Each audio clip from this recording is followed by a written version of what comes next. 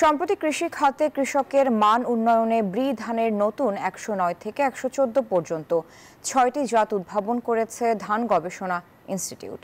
এই নতুন জাতের ধান চাষাবাদে প্রতি হেক্টরে অন্তত ১ টনের বেশি ফলন পাবেন কৃষক। গবেষকরা বলছেন, নতুন ধান কৃষকের আয় বৃদ্ধির সাথে সাথে জীবনযাত্রার মান উন্নয়নেও অবদান রাখবে।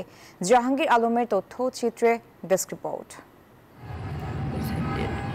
সম্প্রতি ব্রি ধান ১০৯ থেকে ১১৪ পর্যন্ত ৬টি উচ্চ ফলনশীল ধানের জাত উদ্ভাবন করেছে বাংলাদেশ কৃষি গবেষণা ইনস্টিটিউট।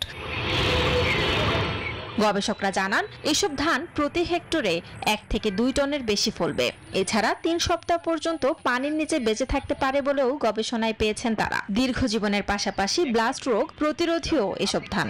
যেগুলোর ফলন ১ থেকে ১.৫ টনের মতন, সেই জায়গায় আমাদের এই জাতি ব্রি ধান ১১১ চাষ করে সহজে ৫ থেকে ৫.৫ টন পর্যন্ত কৃষক ফলন পেতে পারে। আমাদের দেশে ব্রি ধান ২৮ কিন্তু খুব জনপ্রিয় জাত। এর অনেক কারণ রয়েছে।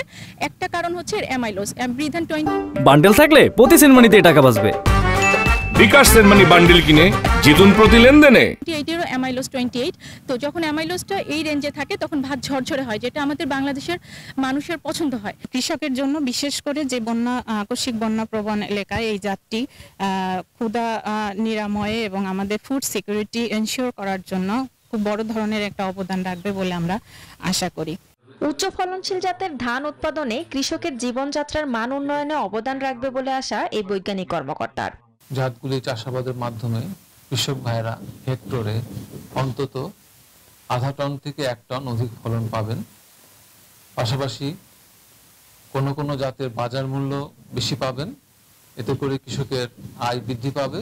ব্রি ধান ১০৯ জোয়ার ভাটা সহনশীল, ১১০ বন্যা সহনশীল, ১১১ ভুনা আমন মৌসুমের উপযোগী, ১১২ লবণাক্ততা সহনশীল, ১১৩ জাতটি বোরো মৌসুমের উপযোগী, যা জনপ্রিয় জাত ২৯-এর বিকল্প হিসেবে ধরা হয়েছে। ব্রি ধান ১১৪ বোরো মৌসুমের দীর্ঘ জীবনকালীন ব্লাস্ট রোগ প্রতিরোধী বলে গবেষণায় জানা গেছে।